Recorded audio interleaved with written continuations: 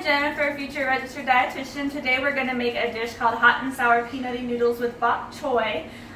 Before you start any cooking dish, we always want to have everything prepped. So we've got our water working on boiling, we've got some oil heating up in our pan, we've got everything cut. So we've got about half a bell pepper, a whole cabbage, a bok choy, one shallot, and about an inch or so of fresh minced ginger. And you can see we've got all of our liquids already ready to go. Just going to add a little bit of salt to that.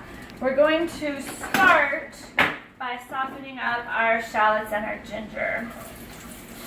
So the ginger, it makes a big difference if you start out with a fresh minced ginger that you do yourself rather than going to the store and buying like the already prepared minced or the crystallized ginger. It's just the end flavor, you can really taste it. When you use the prepared products in front of the store, you really can't taste the ginger at the end of the dish. So all we're going to do is get that softening. With the shallots, if you wanted to do some red onion, you can do that if you already have it on hand, but you want to use a lot less of the red onion. It's going to have a lot more powerful flavor than the shallots do themselves. The dish calls for a whole grain spaghetti when I first saw the recipe. This doesn't make sense to me. This is it's an Asian dish, so there are tons of Asian noodles on the market. So we're going to go with Asian noodles instead of the whole grain like Italian spaghetti. So we are going to use these pasta zero noodles. These noodles cook very, very fast. They are made from the konjac plant, the root of the plant that grows in Japan. So it's going to have very few calories compared to a pasta that's made out of like wheat or buckwheat or something like that. It's got a lot of fiber in there. It does not have any protein in there. So we are going to replace some of our protein with some already cooked edamame that I bought. So we're just going to add that in there all at once. So all you do to cook this, again, it's very, very fast. We're just going to cut off the top of it and pour it into our boiling water. If you wanted to, you could drain the water first. You just really don't need to take that extra step when you're prepping it. And then we're going to add our edamame beans. Again, already cooked. We're just trying to get them warm because they've been in the fridge. That takes about 2 minutes. And over here you can see that our shallots are much softer than they were before, so that's all we're looking for. And we're going to add our vegetables. Same thing, we're just looking to get them a little softer. And a little bit more salt. So the whole grain pasta, switching over to the shirataki pasta, we're going to lose about 280 calories, but also about 8 grams of protein. So the beans, the edamame beans, are going to add that 8 or 9 grams of protein back into our dish, but only about 100 calories. So overall, we're cutting out about 180 calories without using, or by not using the whole grain pasta, as well as having just a better noodle for the dish. The bok choy, if you've never heard of it before, never used it before, it is a Chinese cabbage. It means white vegetable in Cantonese. It is a very nutrient-dense vegetable. This is what it looks like when you buy it at the store. This is a baby bok choy.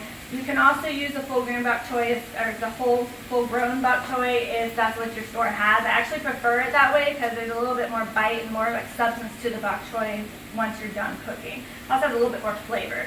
The baby bok choy is going to be softer. It's also going to be a little bit more mild. So you're really going to rely on the flavors that you're adding into the dish when you cook it. So to prepare that, we're going to chop off this bottom just like you would if you were doing some celery. And it's going to come apart like that. So you're going to rinse each little section individually under the tap and then separate the leaves out from the stalks. We're going to use both of them just separately. So you can see we've already got the stalks in there and we've got the leaves. I just ripped them with my hand, just tore them up just to use a little bit later. Give everything a stir. So the bok choy is on number 2 on the list. The CDC makes this list of nutrient density among a whole bunch of vegetables. It's number 2 on the list. It's a lot of vitamins, a lot of fiber, also a lot of antioxidants. So it's going to be anti-cancer. It's going to be really good for your heart. If you can't find the bok choy, you just don't want to try something new, you can try to do broccoli. It's actually a cruciferous vegetable just like your broccoli and your other cabbages, your Brussels sprouts are. So you could do the broccoli to replace the sprouts, and or the stalks. I would also consider adding spinach or some kind of green just so you still have that. It's just pretty at the end of the dish and they're good for you as well. Let's see. So 2 minutes, every little section is going to be roughly 2 minutes. Our pasta is done. We're going to drain that and let it start cooling.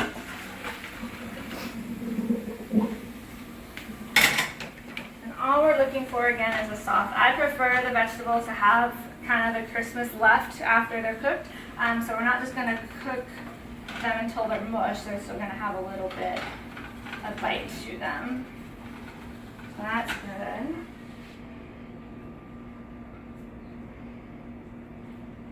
Off, and now we're going to do our liquids. So it's going to be half a cup of vegetable stock, a teaspoon and a half of rice wine vinegar and sesame oil, and then about a tablespoon of soy sauce. That's low sodium soy sauce. Give everything a nice little stir, and we're going to add our leaves back into there. So all we're looking for is for some of this, all the liquids to kind of blend together, some of it to evaporate, make a little bit of a liquid to it. And then we're going to wilt the leaves of the bok choy just like you would do like a spinach if you were going to do that like in a pasta dish or something like that, maybe on some pizza. Is there anything you could add to this or use as a side dish with it? So tonight we're going to have this with an Asian chopped salad. It's just a prepared bag chopped salad that I got in the produce department. I think that's really going to go well, tie everything together and kind of spread out the servings for the number of people that we're going to have here. You could potentially add some meat to it because this is a vegan dish as we're making it right now. So you could maybe do some cubed chicken or some cubed pork, some kind of seasoning on it, like a glaze or something like that. Just kind of be careful, maybe like a peanut sauce, just because you don't want to add like a teriyaki or something that's going to compete with the flavors of what we're already putting here. So just be careful if you do that. Is there anything you'd recommend to drink or pair along with it drink-wise? So since it's an Asian dish, tea would be really good. Green tea, even just the plain iced tea that we have here. You could also do some sake to go along with it, so just make it a little bit harder, maybe a little bit more fun to eat. All we're again looking for is some wilting and the brightening of this flavor right here. This is not a soup dish, but you can kind of tell from the pan that it is going to have some liquid in it. So if you wanted to, you could serve that with something carby if you wanted to add something to kind of sop it up. Maybe some rice on the side, brown rice or something like that. Me, I just like it just like this. I don't add anything to it.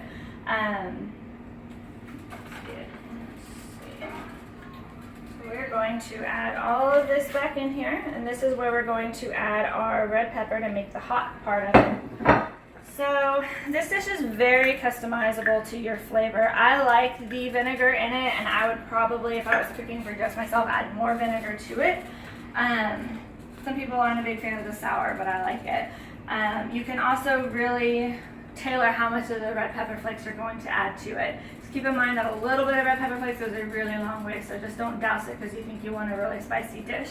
I like the red pepper flakes over like a powdered cayenne just because when you do the pepper flakes, they're going to have little bites of little bursts of heat rather than just like this really hot dish that is the same every time you take a bite into it. A little bit more salt.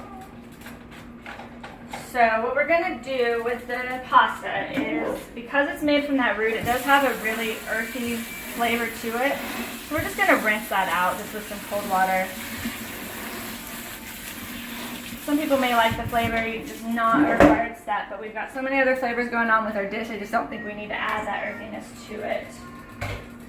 So I'm going to add our beans.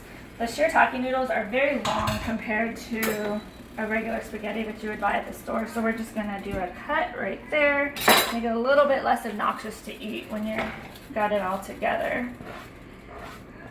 I'm just going to stir everything together. So a very easy dish to make. This video will probably be about 10 minutes or so. I'd say the prep took maybe 10 minutes if you're really kind of dragging it out. You can probably prep. I prepped for 3 2-serving portions of this in about 10 minutes, just chopping the vegetables. I kind of like the vegetables not perfect, kind of irregular. It's a little bit more rustic. No, baby, go back in your room, please. So that is Roman. It's time for dinner, obviously. So all that's left is plating this. So we are going to come over here, and this again is 2 servings, so we're going to take about half of this. Get a nice close up. take about half of it or so and add it to our dish. Making a huge mess as we do this.